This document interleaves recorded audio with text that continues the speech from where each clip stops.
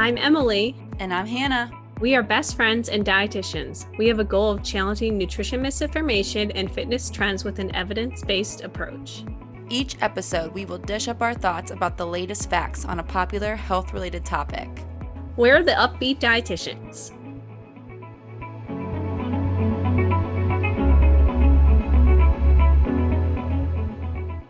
Hello, everybody. Welcome back to a brand new episode of the Up-Beet Dietitians podcast. Hello, everyone. We are so excited to be back with you guys. It feels like a very long time since we've recorded just a one-on-one episode, but I know that how this is coming out, it will not have been a long time. No, they're like, what are you talking about? We just heard you one-on-one like 2 weeks ago. We have a lot of guests coming up. It's very, very exciting. But we're excited to chat with you today about joyful movement and intuitive exercise. This is something that's being incorporated a lot more in from an intuitive eating approach. You've probably seen joyful movement some social media if you're in the anti-diet space at all, even just like a glimpse of it. We're going to talk a lot more about how can exercise fit into an intuitive eating approach, what exactly might be reasons why exercise might not be joyful, because oftentimes we talk about it as almost a punishment for eating habits or whatnot. And then we'll talk about potentially some why joyful movement specifically could be beneficial, and then how specifically you can incorporate joyful movement in your life so that way it's not uncomfortable and not fun. Yeah, I think it's a really good topic for a lot of reasons, but what I'm thinking of is I often talk to people and they think they despise exercise. And of course they do, because we'll go over a few reasons today, but they've been doing it for all these reasons that are just rooted in punishment and hating yourself and burning calories. So there is another way to view movement, as we'll go into today. But first of all, what even is this joyful movement thing? Like Emily said, if you follow either of us on our individual social medias, you've seen us talk about it. I think we do it quite frequently. There are even some accounts that are dedicated to joyful movements, kind of their whole niche, which is pretty cool. But it is a term that it's frequently used in the intuitive eating space, the health at every size space, the body positive space. Those are likely the corners of the internet where you would be seeing these people talking about joyful movement.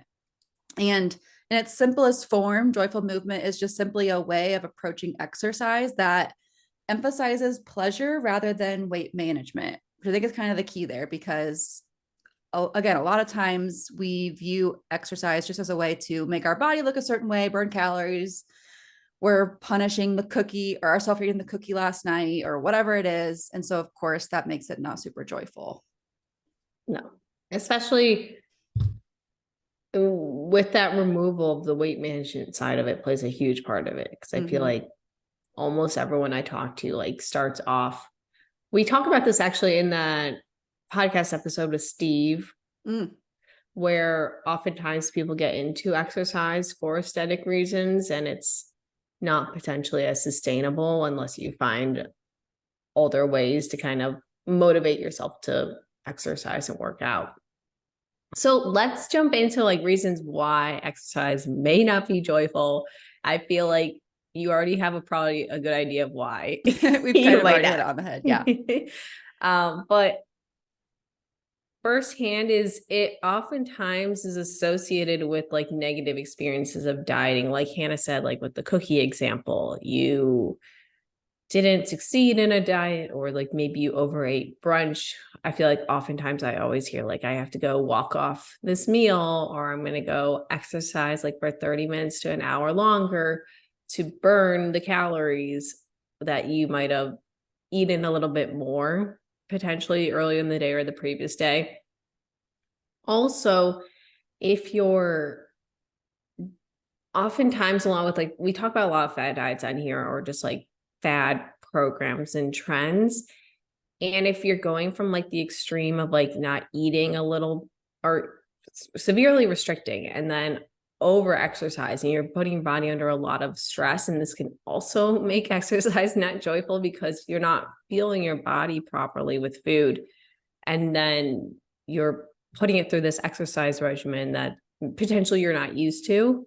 And then also your body's kind of like, what is going on? How am I supposed to function or get through this? So that low calorie and like high intensity exercise, or just high duration as well, maybe not even intensity, could be a really stressful combination for your body and for like your mental health as well. Yeah, I feel like, simply put, like dieting just like really sucks. And oftentimes dieting does involve some form of like movement rules.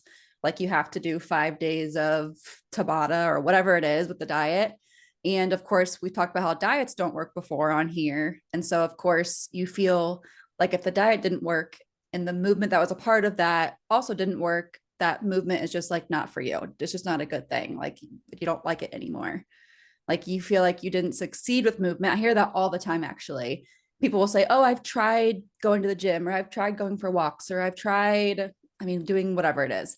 And it doesn't work for them, which by work, they mean they didn't lose weight doing it. And so they feel like it's just not worth doing. They're like, what's the point? I didn't lose weight. I didn't meet this body standard I was trying to achieve. And so it just wasn't a good fit for me. So I just kind of gave up. And we'll go over why in a little bit. Movement can offer more than just shrinking your bodies. We'll give some kind of tips there, but I hear that one a lot too. I'm sure you do too, Emily, of like, I didn't lose weight, so I just stopped doing it.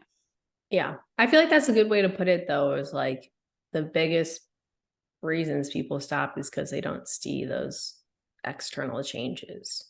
Yeah. Especially if it doesn't happen quick enough too. Like even if you do change your body with exercise, which is possible, if people don't see it really quickly and that is their main reason for doing it, that will also lead to them stopping. Yes. Yeah. Very similar to fad diets and dieting.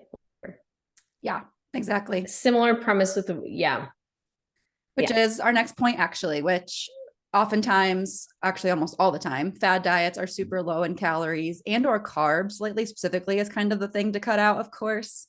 Everyone's like demonizing bread. We all know that, whatever. Not today's topic.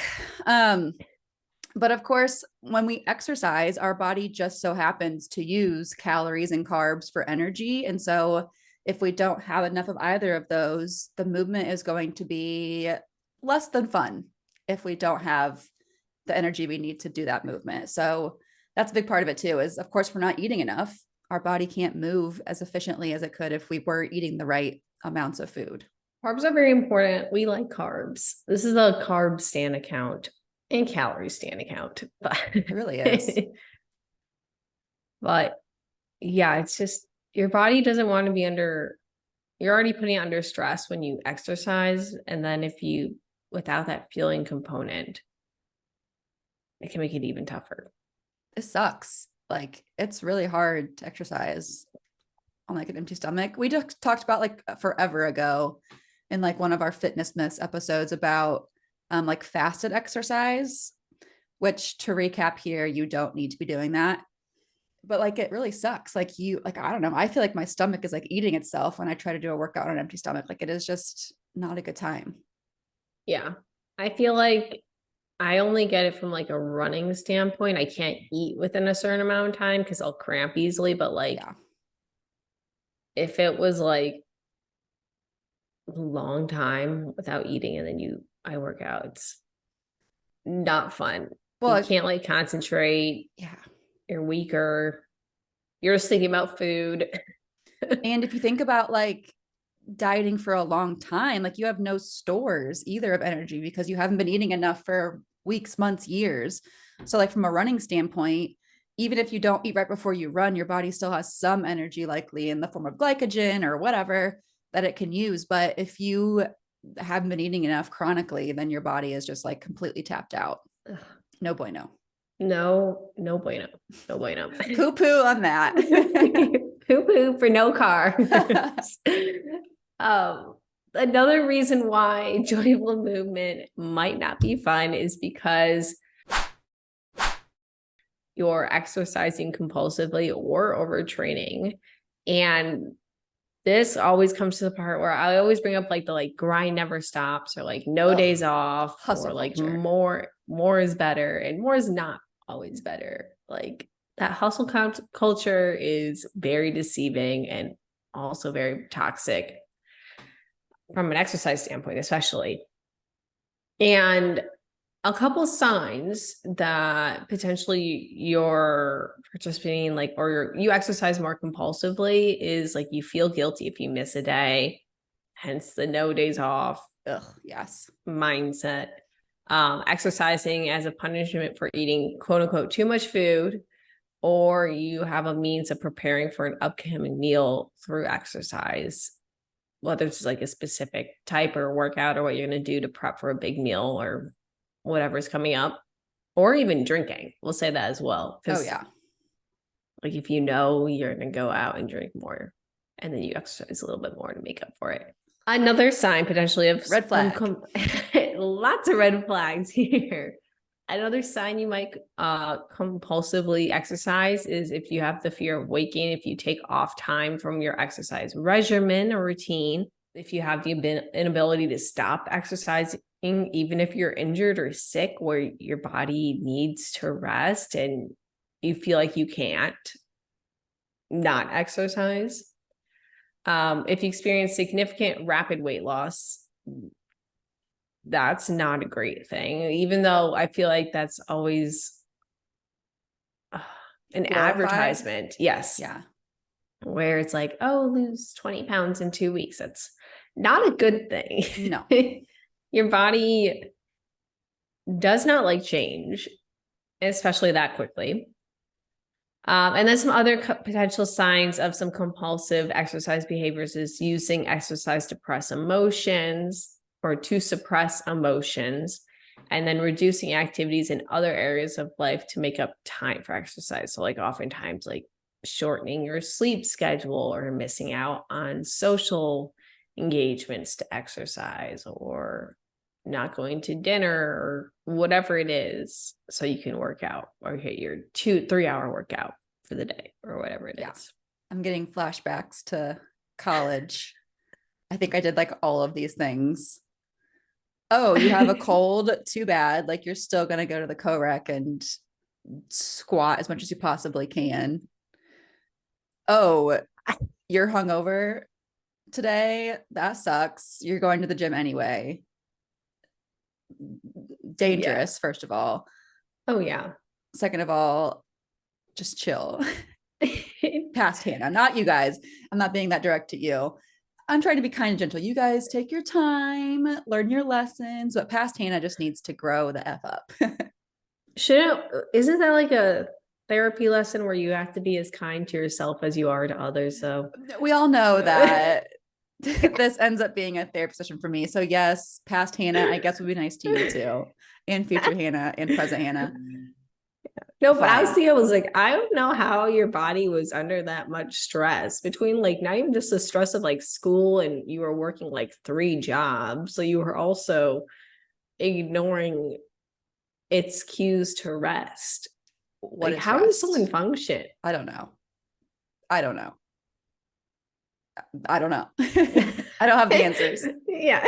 We survived. We made it through. We got our degrees. We're employed. Yeah, those degrees are really serving us well.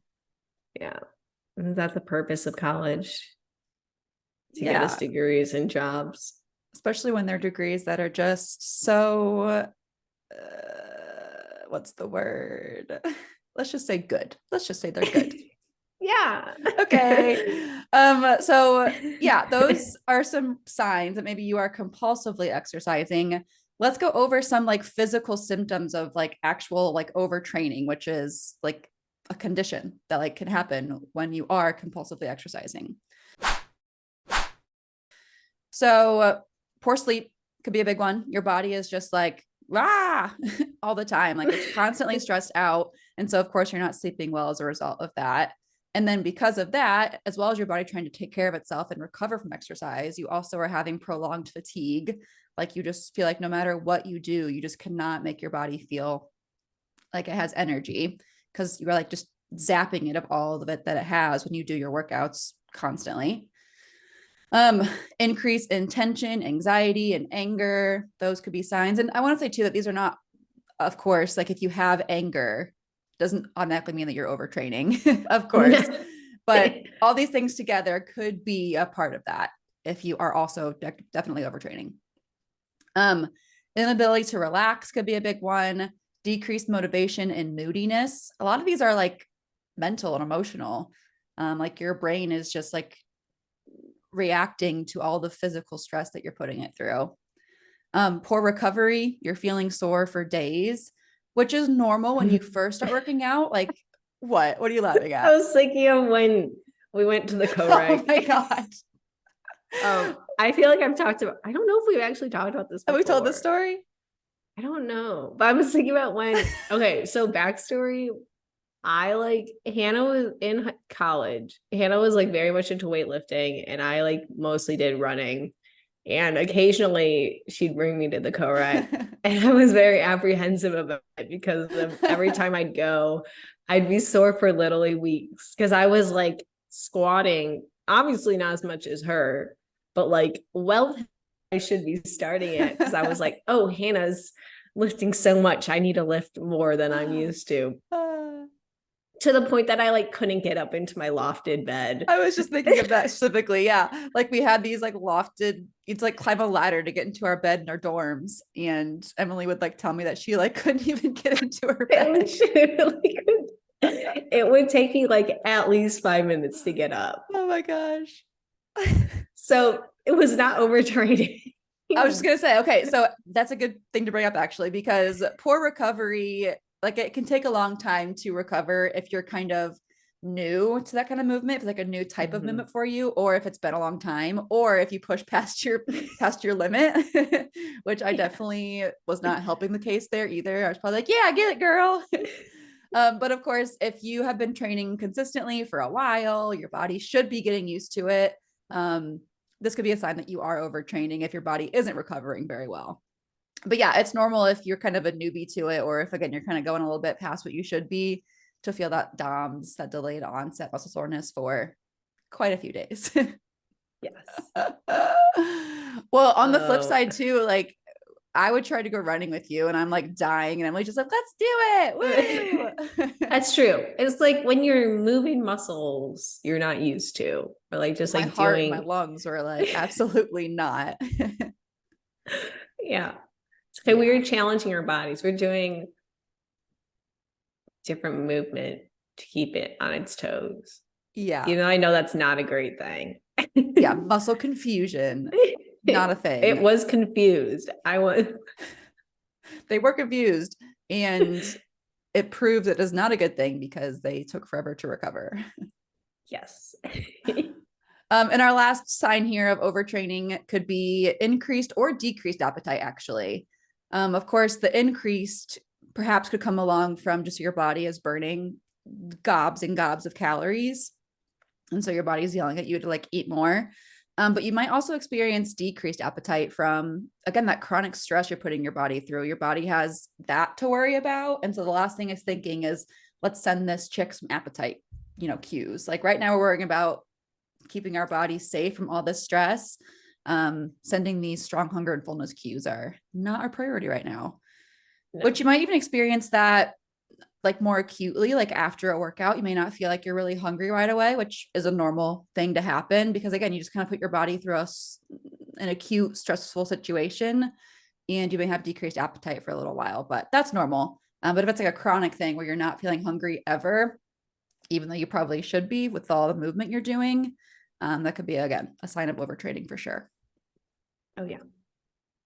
So now that we've talked about potentially some signs or like reasons why exercise might not be joyful, let's talk about the benefits of joyful movement. You've made it through to the happy side of the episode. So we actually wrote a blog post about this and we can include it in the description if you want to, if you're more of a visual reader and at this point you don't want to listen to us anymore. But we've heard it has been drilled into our brains that exercise is good for us. Like that's not something new we're spewing upon you. And generally that's true for the most part. Exercise can improve mental health. improve sleep quality and quantity, can boost our energy levels, and reduce risk of like a variety of different chronic conditions.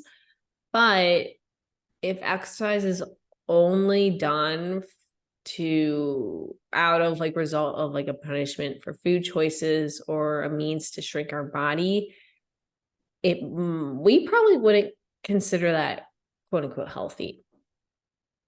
So one of the first benefits of incorporating joyful movement is to foster a positive relationship with exercise. So we always talk about like your relationship with food. Now we're going to focus on your relationship with exercise. So some questions to ask yourself are to evaluate your relationship with exercise. Ever dreaded doing a workout? Do you feel guilty if you missed a scheduled workout because you were tired or had other plans? Have you ever exercised just because you ate quote unquote badly the day before? Do you prepare quote unquote for a meal you were planning to eat later or drinking later? If you answered yes to any of these, potentially these could be signs of a negative relationship with exercise, and you might not have. It might be playing into that. Similarly, like to the like guilt and shame mindset or like feelings around food, it could be just more specifically like your relationship with exercise could be harming your mental health, and maybe you might not be getting the most out of it. Yep. I second all of that. Yeah.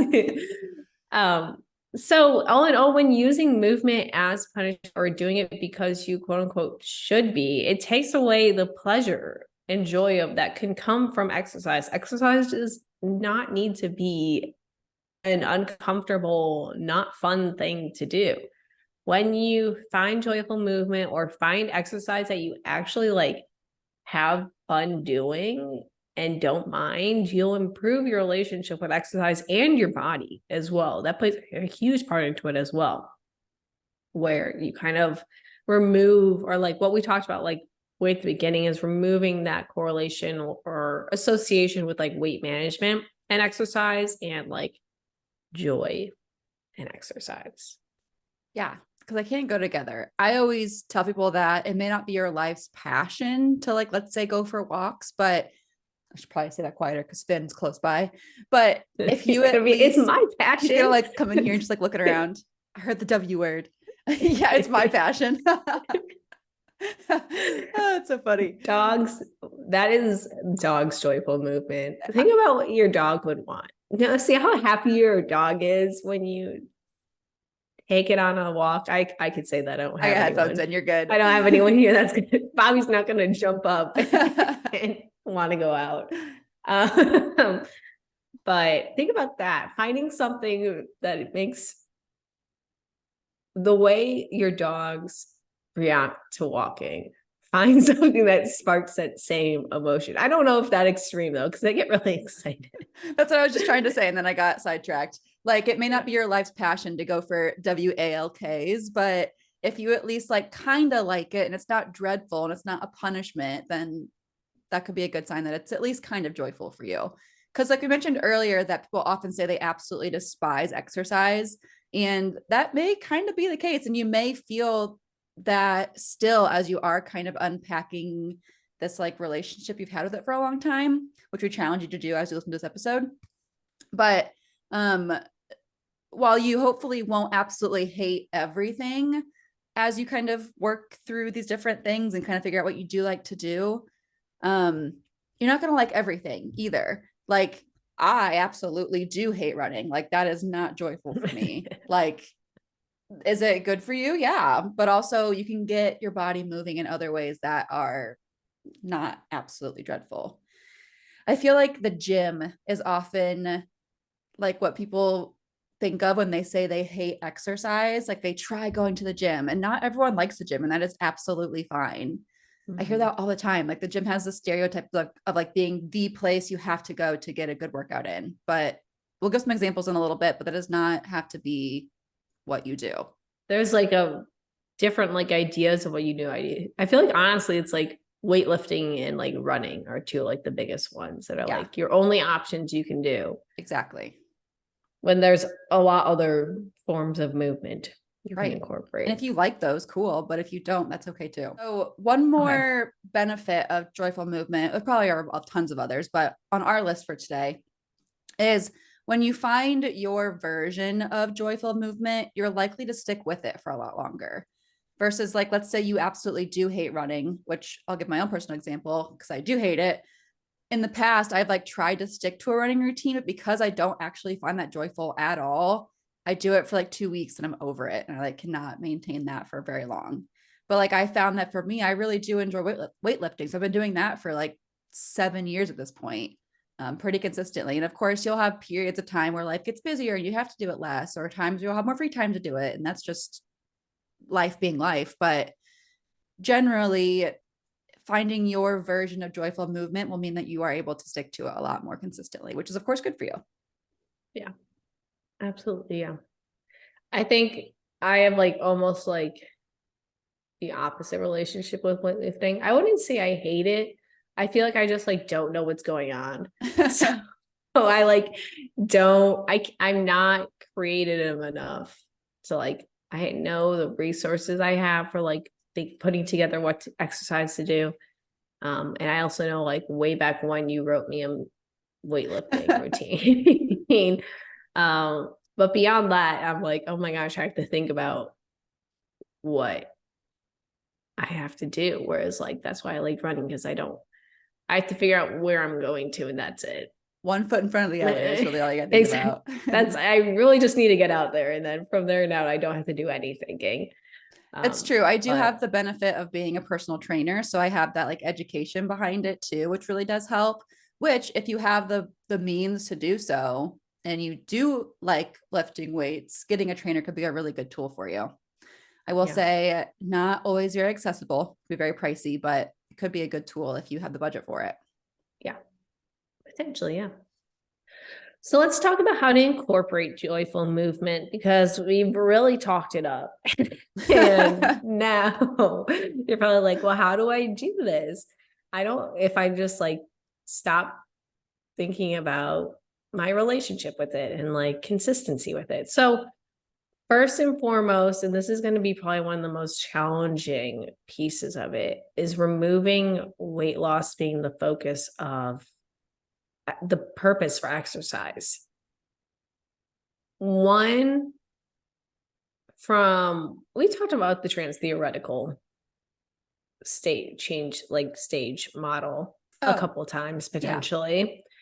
And this is something where we've learned about just like kind of what keeps you motivated over long periods of time, and focusing on something external is shown to not lead to sustained motivation, whereas like if you look for something more internally like joy and like happiness compared to aesthetic changes, it's led to more sustained like energy or exercise patterns. So removing weight loss being the main focus, potentially being like, what about this specific type of exercise or just exercising in general makes me want to. An example I always provide is like personally, and this isn't to say you have to do this, you got to do some reflection and figure out what works best for you. I like do it primarily for like mental health purposes, not even like anything physically, and that seems to help me the most. So finding something that, this might be like skipping ahead of a little bit, but finding something that works for you that's not weight loss related. And on the flip side of it, so like removing the weight loss component, it's like using weight loss as a means for exercise abuse can also be something that we need to start challenging and focusing in. Like, how do I utilize exercise in my everyday life? Like, do I use it as a means to make up for overeating or whatnot? Like more of like that punishment side of it, maybe not the weight loss, but like it's a compensation tool for other aspects of your life.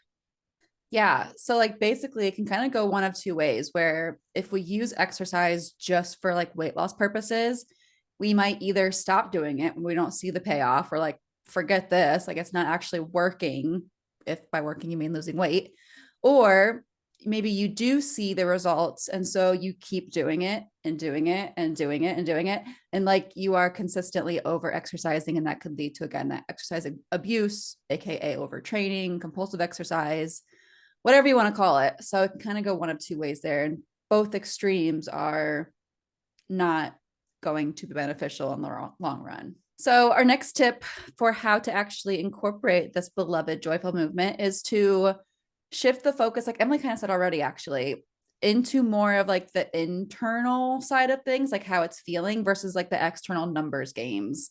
Like, how many calories did I burn? How many steps did I take? Did I close the rings on my Apple Watch? What does the scale say? When we focus on this external information, we are much less capable of tuning into our internal interoceptive awareness of like how it's actually feeling. So some questions to ask yourself if you're like wondering, how do I even like figure out how it's feeling? Like if it's benefiting me in an internal way. You could ask, like, when you're actually doing the workouts, like generally, like, how do you feel, good or bad? If the sign, or if the answer is bad, maybe ask like why that is. Is it just simply not joyful, or are you overdoing it? Maybe you can kind of back off a little bit. If it's feeling good, of course, chase that feeling. How are you feeling during periods of like inactivity too? Like, are you feeling pretty stressed and anxious that you're not doing exercise? Are you worried about weight gain happening, or how many calories you're not burning? Those could be signs that maybe that could be unpacked and challenged a little bit.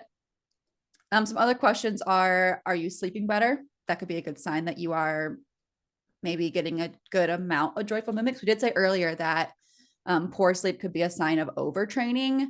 So kind of the sweet spot would be you're sleeping pretty well as a result of getting more movement in. Like, I tend to find that I have a really good night's sleep on the days that I do workouts because my body was just like more active and doing more stuff.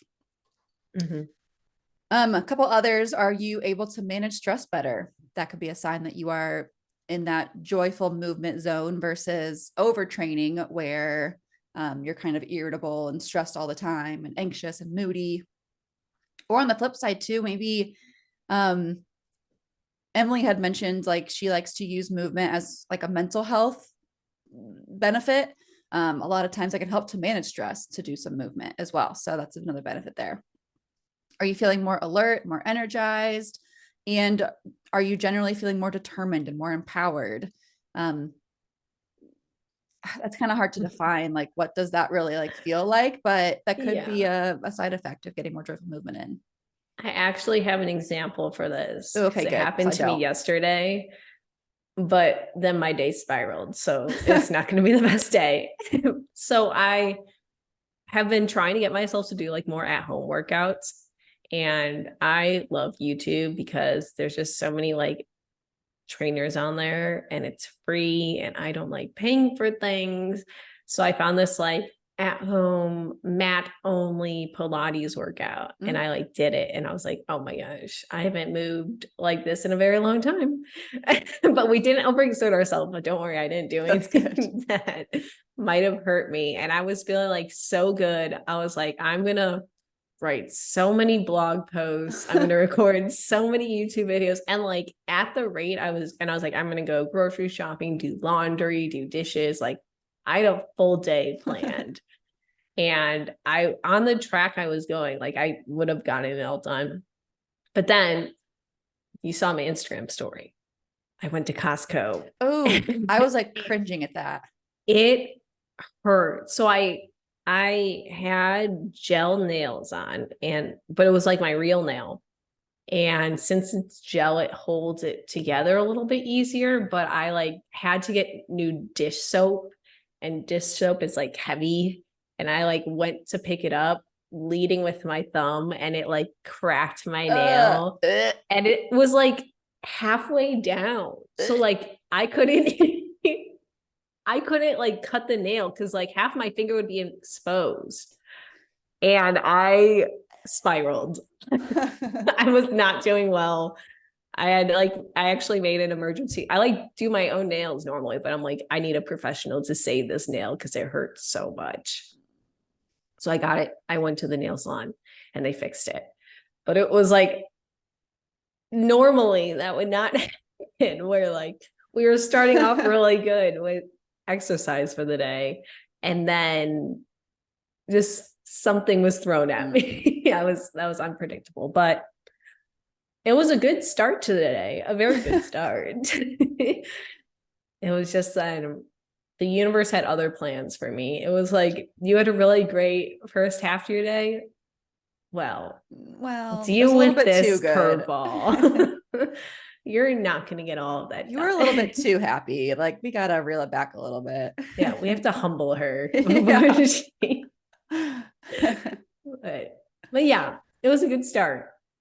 I feel like probably if I did the same thing today again or like tomorrow, I'm not going to be, I'm going to be much more cautious one now with Yeah, you won't always where I break a stick. nail after a good workout. So No, don't no, take this no, as a lesson to not exercise. no, this is not for that. Maybe it's a lesson to not recklessly throw your hands at things. No. Emily's throwing hands At dish soap. at dish soap. But yeah, it was, I don't know, you just feel like more motivated and good. Like when Really you do a does. workout you like if Exactly. you like, from the flip side, I've done like half marathons that I was not training, I did not train for. I wanted to like collapse That makes me and want to curl up and throw up. up. I was like, why did I do this? This was not fun for me. That's And that's I so far. 13, you're like at mile 9 and you have 4 more miles to Oh go. my God. Like that's, oh, cheers to the people that do it. I don't know. I have a goal to do a marathon at least once, but I know I'm going to probably walk like a ton of it because I'm like, there's no way. But it's That's more of so many like the miles. mental win, but Yeah. no. But then there are some people that just like casually go out and run like 10 miles a day and they love it. Couldn't be me. That's okay though.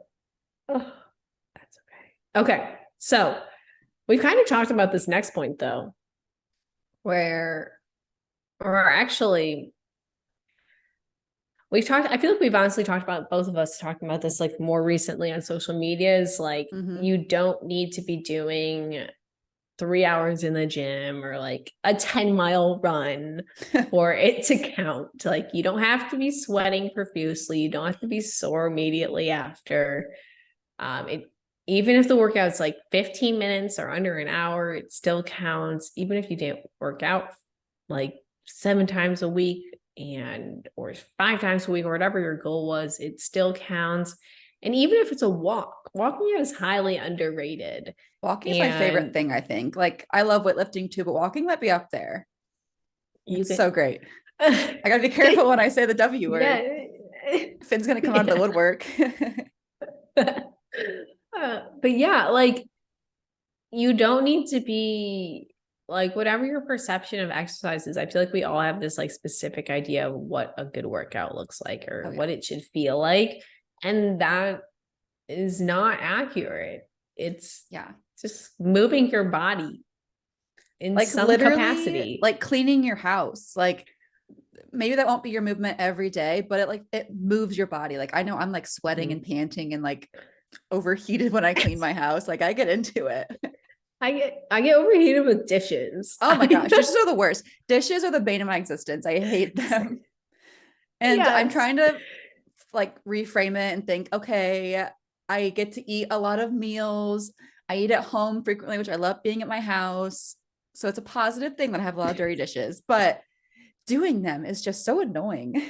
I get it. Yeah. And it's not like fast. No, no. It's It goes faster if like Ross and I can do it together, but it doesn't always work out that way mhm. with our opposite schedules, but it's the worst. It's the worst. Yeah. I'm thinking of like you mentioned, like you don't have to always like do a 3 hour workout or go for a 10-mile run.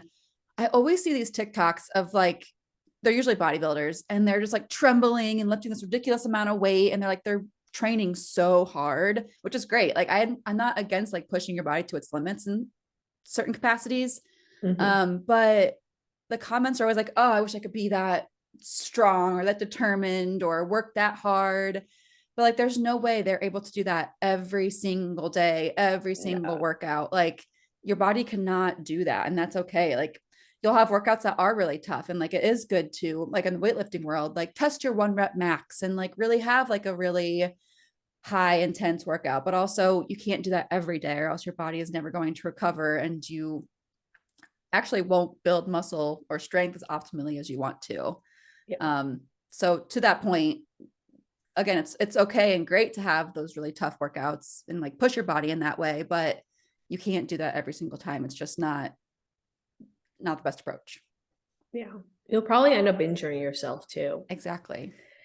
Which then you won't be able to work out for 6 weeks unless you ignore doctor's orders. Exactly. Okay, our next tip, we've got a few more here. I like this one. It's all about building activity into daily living. We talked about like cleaning. Like, you don't think of that as like your workout for the day, or I don't want to say for the day, like you have to work out every day, but you don't think of that as a workout, but it is moving your body. Like, some other examples could be parking your car further away. Like, depending where you work, if you do drive to work, can you park your car in like a different lot? Taking the stairs instead of the elevator. When I was an intern, I worked at a hospital that it's 7 floors, 7 stories. Did you And walk all 7 stories? of course, and the RDs are in the basement, of course, in a windowless office. Yes. Very Typical. on trend. On Or brand, on yeah. heart or Yeah, but I wouldn't do it every time, but I would try to like go from the basement to 7th floor, and it was really hard. um But if you can, if you're able, if it makes sense to do that, like once in a while, taking the stairs instead of the elevator could be a good way to move your body. Not that you should feel guilty if you ever do go from the basement to 7th floor with the elevator. Like, you can totally do that too. But if it does help to move your body more, that could be a good thing to try out. Yeah. Walking the dog could be a good one.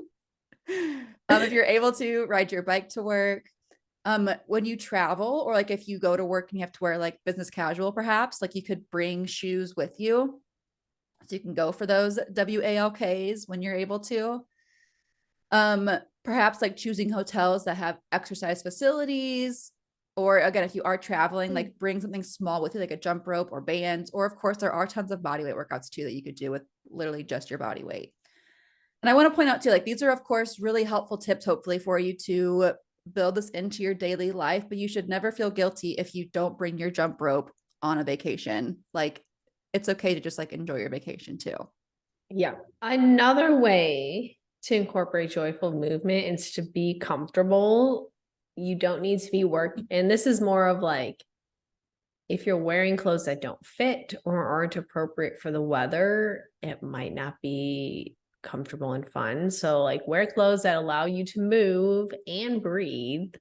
If you feel uncomfortable, like showing a lot of skin, those like workout sets are really popular where it's like the same color. And I'm thinking of like women, not men. I don't really know what men wear because I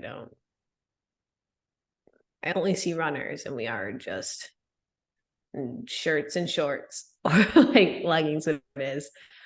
But I feel like this is more popular probably in like the gym setting, where like the sports bra and like if you feel uncomfortable, like you don't have to look put together at the gym.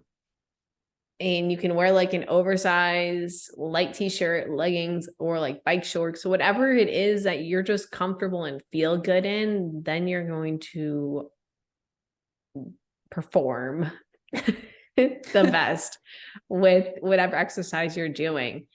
And luckily, a lot of like clothing brands are expanding to larger sizes and being more inclusive. So if like you do want to dress cute, which there's nothing wrong with that. I know I like said like you don't have to look put together, but like also some people just like,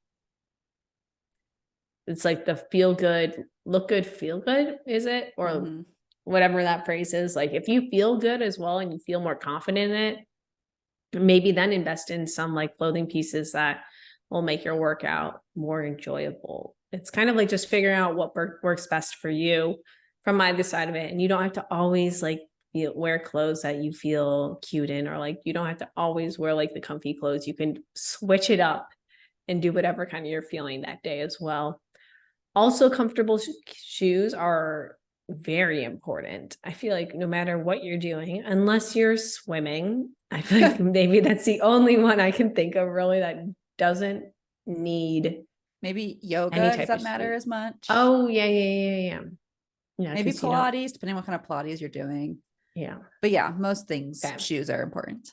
Yes. So like it's okay to also invest in shoes that will be comfortable, because not only is that good from like we've been talking about comfortability from this standpoint, but also like injury prevention. We don't want you rolling an ankle or doing anything with your feet that could lead to a long injury. Yeah, exactly. All right, our next tip is kind of obvious, but our next tip for finding joyful movement is to make it fun, of course. Again, the more fun you have with it, the more you'll actually want to keep doing it. And a part of this tip, I'll get to it now, actually, it's on the bottom of our list, but is to diversify. Like we keep talking about, like, if you like to lift weights, lift weights. If you like to run, go for runs, but you can do like both of those things too. Or you could like do those and yoga. You could do, I think you can literally do whatever you want to do. It can actually be really beneficial for those who maybe get kind of bored to do a lot of different things to kind of mix it up. So other ideas could be taking like an exercise class at like a local YMCA or a gym. You could like make new friends in this way too, which is always super fun. You could join like a team sport, like play soccer or volleyball with like a team, whether it's like people you know, or you could make new friends doing it by yourself, which could be super fun if you're into that. It sounds like my nightmare, but could be fun if you're into that kind of thing. I also want to say too that if you don't think you're very good at it, it's still okay to like get out there and just like have fun with it. Like usually when you're playing a team sport at our adult age, like you're not like playing with pros. I'm just imagining how much you don't like everything you're saying right now. I I know know. you'd be like competitive and be like, we have to win, especially if it was soccer. I don't Yeah. think you'd do well in a rec No, I was just soccer gonna team. say I hate being bad at things too. So you will not catch me playing a sport I'm not good at. But if you like to experiment and you're okay with being bad at things, go nuts. Yeah. Yeah, these tips don't apply to me or people like me who are very competitive Like, yeah. and also antisocial at the same time. Like if I'm going to join a team sport, I'm going to know everyone who's playing. They're all going to be close friends, no strangers. I'm not meeting new people every week. Absolutely not. And I'm also going to be the best one on the team too. I will not be losing any games. Yeah. Now here we go. This is up my alley. Work out at home. That could be a great thing to try if you are a little introverted. Or if you're just like really busy, like if getting like driving to the gym, being there for 30 minutes to an hour, driving home, showering, like it doesn't fit into your schedule. You can always do home workouts. That is more than fine.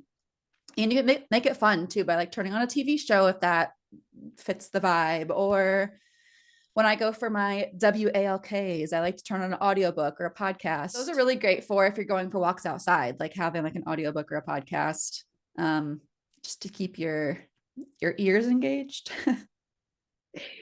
If you don't want to be left with your thoughts. Yeah, which applies to me, I'd say. We don't want to listen to those. Yeah. And I think Hannah mentioned the last one is just like incorporating a variety of movement and to keep it fun. So another little tidbit for how to incorporate joyful movement is choosing a form of exercise that makes you feel good. And the way to identify kind of like, this is actually making me feel good is like, how's your mood when you get your like heart rate up and you start getting sweaty? Would you rather take it slower and participate in like slower movement? The beauty of it is there isn't like a specific criteria for like you need to do X amount of low intensity and X amount of high intensity for this long, for this many times a day. It's really finding like whether it's like daily living movement that Hannah talked about with like walking upstairs or walking farther away from the car or walking your dog. And then also like finding just like different forms of exercise that you actually enjoy that might not be that stereotypical like exercise regimen we think of with like the weightlifting and whatnot, but it could be maybe like walking and Pilates or biking, whatever it is. And I feel like now I realize I jumped the gun on the different categories of exercise you can incorporate, but find some either from like the different categories or just like one you'd want to try that would spark some joy inside of you. So when we think of like, well, the three categories we're going to talk about are aerobic, strength, and activity. Aerobic exercise, we might think of like walking, running, swimming, jump roping, dancing, stuff like that, biking. Strength might be more of like those weight machines. We think of going to the gym, dumbbells, kettlebells, resistance bands. Resistance bands you can do at home. So it's not at the gym. Still can incorporate some strength training there, or even like body weight workouts. You could incorporate some strength there as well at home. For our at-home crowd who don't want to go to the gym. Represent. And then some different types of like activity exercise are like sports, like some of those like rec teams, climbing, bouldering, hiking, kayaking, stuff like that. I feel like that's what I like the best. Don't spoil. That's our bonus question today. I know. I looked at that ahead of time, so I started thinking about it. Now it's in my head. I know we've kind of given our answers away a little bit today too. But you'll have to listen to the bonus question for my actual answer. Yeah, we'll debrief. Yeah. We'll debrief. And our last tip might sound a little bit backwards, but our last tip is to incorporate rest, because rest is productive. Get it tattooed on your body. You got to rest. I think we do that sometimes. We often forget that it's actually good. Like, not only is it okay, but it's actually a good thing to just like chill the heck out sometimes. This is mostly a sign for myself to do more of that. That's okay. Self-awareness is key, and we're not perfect. That's right. We're talking about our flaws. It's okay. I feel like that'd be a cool tattoo, like the word rest and like a period. Oh, I like that. Mm-hmm. Like that's like period. Yeah.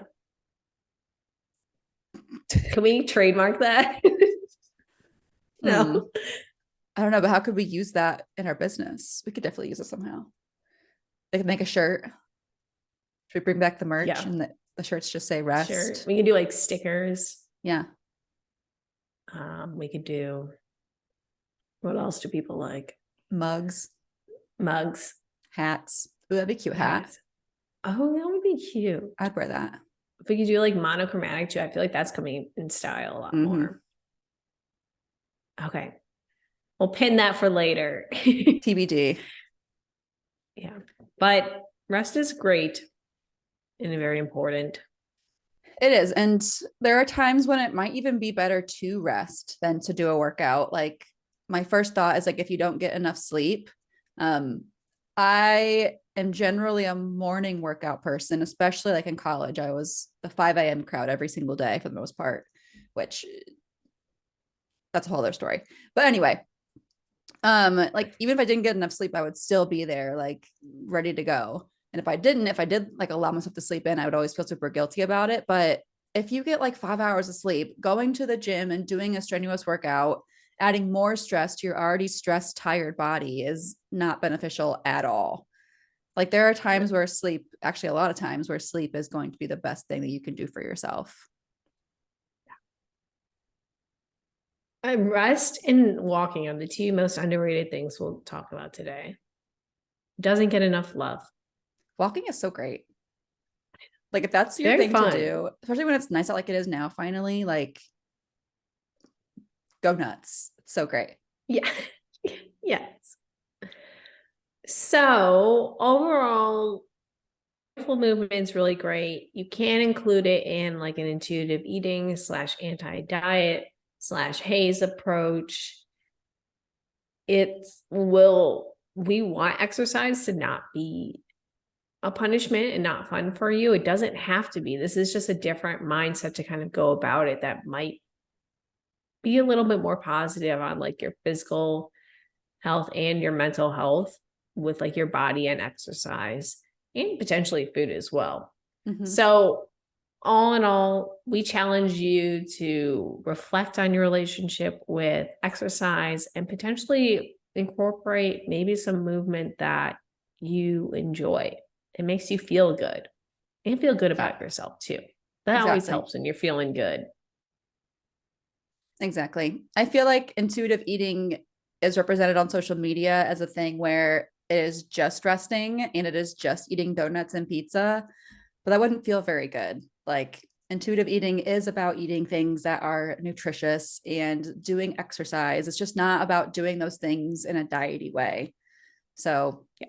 it fits. It'll make you feel good. That's the whole point, is to make you feel good. Um, so yeah, like Emily said, we challenge you to unpack your current relationship with movement. That's today's takeaway. Yes.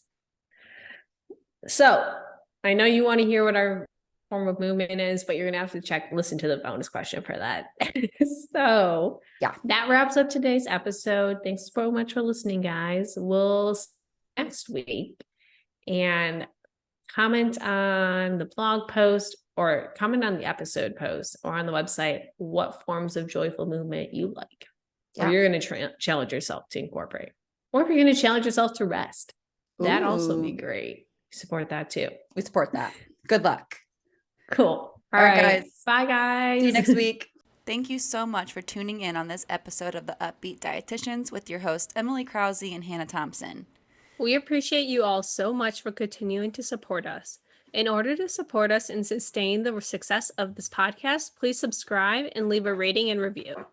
If you'd like to provide us feedback for future episodes and guest stars, follow us on Instagram at the Up-Beet Dietitians. Lastly, you can show us support by providing a monthly donation using the link at the end of our bio. Once again, thank you so much for listening today, and stay tuned next Wednesday for a new episode. Until then, we hope you have a wonderful rest of your week.